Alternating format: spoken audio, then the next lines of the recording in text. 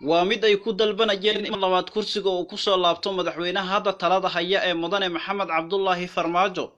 bulsho ka kala timid guud ahaan Marka iyo deegaanada hoos yimaada ayaa maanta magaalada Marka ee xarunta ganacsiga dowlad goboleedka Koonfur Galbeed Soomaaliya ku soo bandhigay shucuurtooda ku aadan taageerada iyo qalbi jaceylka ay u hayaan madaxweynaha Jamhuuriyadda Federaalka ee Soomaaliya mudane maxamed cabdullaahi farmaajo. bulshadan sameynaya banaanbaxa lagu taageerayo madaxweynaha Jamhuuriyadda Federaalka Soomaaliya ayaa ku dhawaaqayay erayo ay ku dalbanayaan in mar labaad xildhibaanada la soo dooranayo ay dib u doortaan madaxweynaha Jamhuuriyadda Federaalka ee Soomaaliya. banaanbaxan lagu taageerayo madaxweynaha Jamhuuriyadda Federaalka ee Soomaaliya mudane maxamed cabdullaahi farmaajo isla markaana lagu dalbanayo in mar labaad uu ku soo laabto kursiga madaxtinimo ee dowladda federaalka ee Soomaaliya ayaa bulshadii ka soo qayb galay waxa ay ka dalbadeen madaxweynaha Jamhuuriyadda Federaalka Soomaaliya mudane maxamed cabdullaahi farmaajo in mar labaad kursiga uu ku soo laabto iyagoona u mahadceliyay nabadan maanta lagu noolaanayo Marka iyo guud ahaan deegaanada hoos yimaada sida uu xal waara u dhaxdhigay maleeshiya beeleedyadii muddada 7 sano ku dagaalamayay Marka iyo guud ahaan deegaanada hoos yimaada. laakiin haddana aniga reer gobolshoolaha hoose qaasatan degmada Marka runtii waan taageersanahay mudane madaxweyne farmaajo. runtii maanta banaanbaxan isku imaaday dadkan oo khayradii geliya qorax taagan wax kale ma isku imaanay waxay isku imaadeen inay taageeraan oo kaliya mudane madaxweyne farmaajo. runtii 2021 wareegga koowaad waxaa ku soo baxay madaxweyne farmaajo si uu sheegay wasaar ku-xigeenka Mahad Guuleed. runtii waxaan jecelahay 100 sano haddii koow inuu noqdo madaxweyne farmaajo. way u raacsantiin bilaa sax way u raacsantiin. waxaa idin sheegayaa meeshan waxaa isugu yimid madaxweynaheena sharafta leh inaan soo dhaweyno. misku raacsanay taas misku raacsana waxaan kala sheegayaa oo dadkan meesha isugu yimid iyo dawladda iyo xildhibaanada hadda soo gali doona doorashada waxaan u sheegayaa dalka meesha ku habboon yahay ku hagaajiya meesha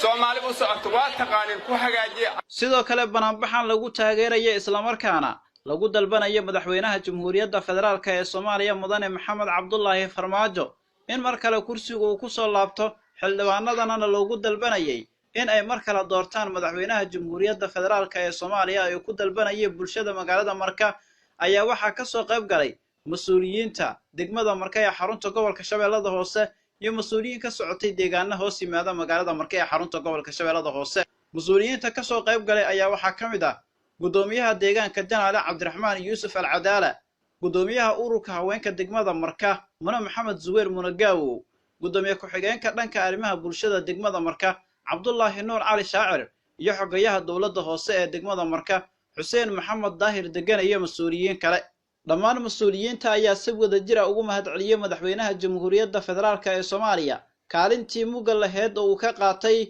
in xal waara la dhaxdhigo maleeshiya beeleed oo 7 sano dagaal lagu hoobtay ku dagaalamaya Marka iyo guud ahaan deegaanada hoos yimaada. madaxweyne waxay ku leeyihiin mar labaad soo noqo dadkan ma soo qasbin waxay diyaar u yihiin har iyo haween inay ku taageeraan waa dadkii oo aad heshiiska dhex keentay waa dadkii nabadoonnimadaada arkay waa dadkii nabadoonnimadaada ku faa'iiday waa dadkii ku jeclaa waa dadkii mar walba har iyo haween ku taagan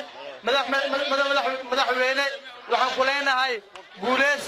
guuleyso mudane madaxweyne farmaajo asoo wuxuu noo yimi oo nabadoon ah maalintaas wixii ka dambeeyay shacabka reer Marka uu kasbaday si laabay u jecelin kalgacayl iyo waxaan taaganahay maanta bartii uu asiga uu yimid uu noogu qudbay shacabka bartii uu ugu qudbay haddan annaga aan taageero ugu muujinaynaa inaan rabno inuu noo soo laabto mar labaad. waxaan aragnay maalintii madaxweyne Cabdullaahi farmaajo uu madaxweyne noqday waxaan aragnay astaan dawladeed shacabka halkaan iskugu yimid waxay u badan yihiin 90% dadaan dawlad soo arkin. marka inta halkaan joogto waxay aaminsan yihiin dawladdan dawlad caadil ah in ay tahay madaxweyne farmaajo uu ku soo noqday wadanka inuu saan ka sii fiicnaan doono hadduu Allah wadale uu noo saamaxo. taageerada lagu fidinayo madaxweynaha Soomaaliya محمد عبد الله فرماجو نina jecelnahay nin xaq lagu leh nina xaq ku leenahay nin markii la doorinayo ballamihii uu qaaday fuliyay haddeertaanna waxaan diyaar u nahay in mar labaad iyo mar saddexaad asaga aan dooranno war diyaar mawtiin madaxweyne waxaan jecelahay weliba waxaan jeclaan lahaa haddii aan ka hadla aragtidayda ka maamul ahaan ka qof ahaan ka shaksi ahaan in uu ahaan lahaa doorashadan inay ahaato qof iyo cod markaasaa wax arki lahayd cabdullaahi nuur cali shaacir waa gudoomiye ku-xigeenka arrimaha bulshada degmada marka ee xarunta gobolka shabeellada hoose waxa uu sheegay in maxamed cabdullaahi farmaajo madaxweynaha jamhuuriyadda federaalk ee soomaaliya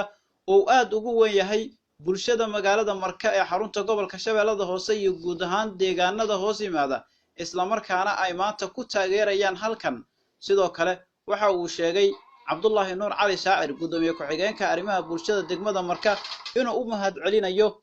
bulshada magaalada marka oo sameeyay banaanbaxan lagu taageerayay madaxweynaha jamhuuriyadda federaalk ee soomaaliya sidoo kalena lagu dalbanayay in mar labaad uu kursiga ku soo laabto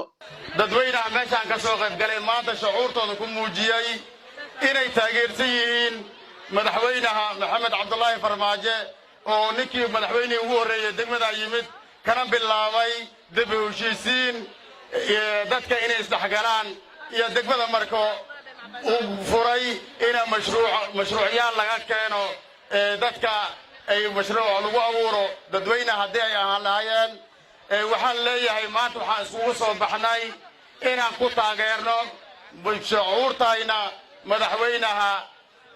dalka Soomaaliya maxamed cabdullaahi farmaajo aweys muumin xasan aweys oo ka warbaahinta dowlad goboleedka koonfur galbeed shabeellaha hoose